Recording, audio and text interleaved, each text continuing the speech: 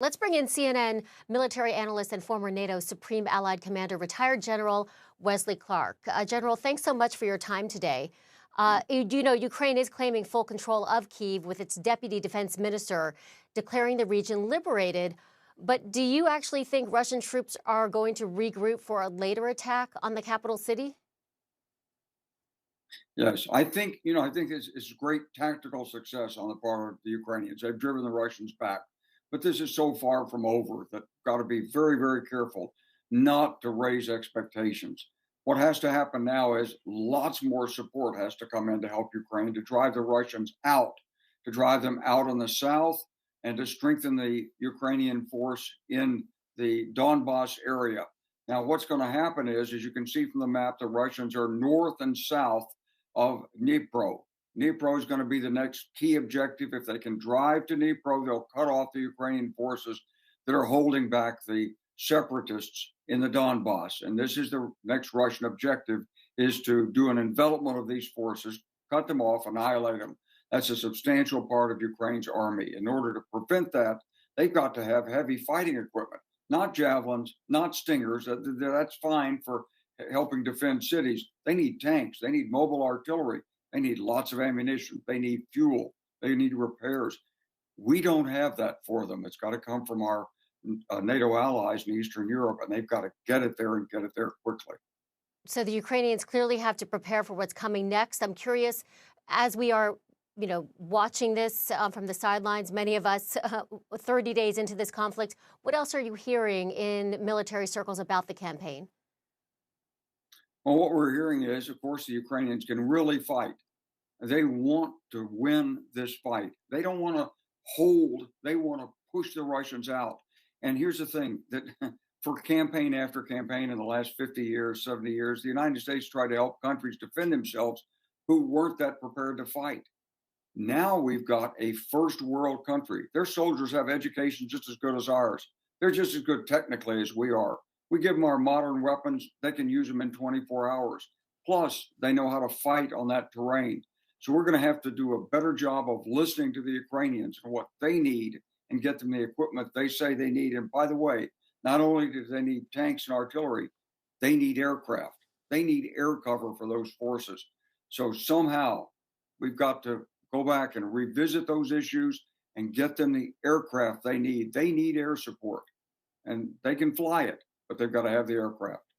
General, what should we be reading into U.S. intelligence that's telling us that Russia is shifting its focus to having this victory in early May? If Russia takes control of parts of Ukraine, would Putin just stop there? Wouldn't he want more? Oh, the goal's not any different. He published what he wanted back in December. He wants Ukraine. He wants the Baltic states. He wants control over Eastern Europe. He wants to shatter NATO, and he wants the United States out. This is for all the marbles. All he's trying to do right now is stall. He'd like to stall Western reinforcement of Ukraine. He'd like to have us emotionally, morally disarmed to think that's all he wants, but it isn't.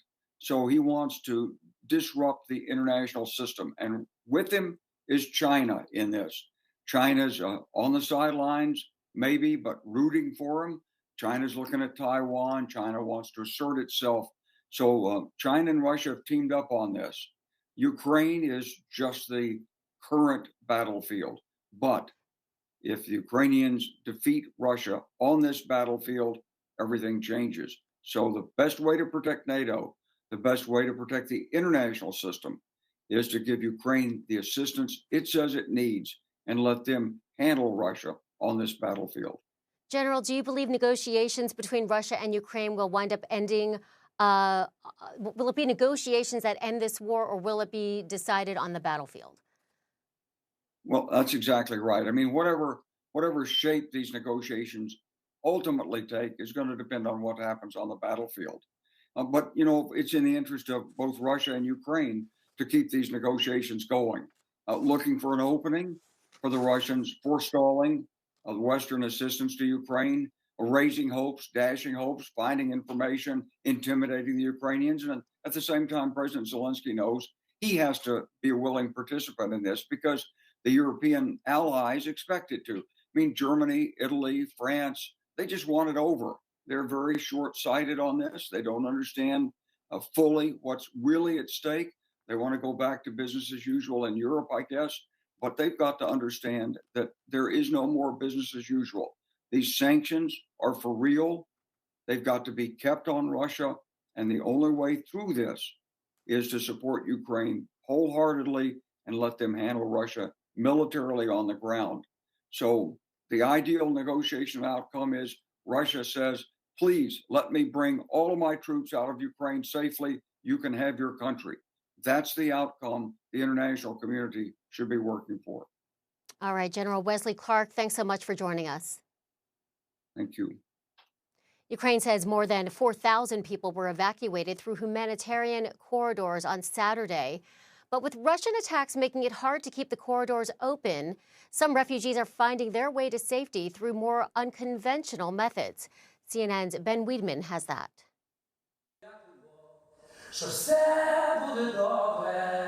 Everything will be all right, he sings, for every one of us. Words of comfort for those desperately in need. Popular singer and former lawmaker Sviatoslav Vakarchuk goes from village to village with a simple message. Smile. This church in the village of Bashtanka is now home, temporary home, for those who have managed to flee Russian-occupied territory. Volunteering in the kitchen, Svetlana Lyashuk finds peace, but not peace of mind. It's really hard, says Svetlana. People here are very nice, but I just want to go home. Vitaly Butochel, a mechanic in peacetime, now runs a complex operation feeding and housing the displaced. This all make us like a family, very closely. The church feels like an oasis of the ordinary, far from the madness outside. Early evening and a bus approaches, marked Deti, Russian for children. Alas, no guarantee of safety. It's coming from the town of Snihorivka, under Russian control. But it didn't pass through a humanitarian corridor negotiated by the Red Cross. The arrangement whereby these people are able to get out of the Russian-occupied areas to here is very simple. Men on the bus give Russian soldiers food and cigarettes, and the Russian soldiers let them pass. Larisa Shevchenko made it out, but remains tormented by fear for those who couldn't get away. Everything is really bad, she says. Her parents in Snihorivka are still hiding out in the basement. She hopes they'll get out tomorrow. Ben Weidman, CNN, Bashtanka, southern Ukraine.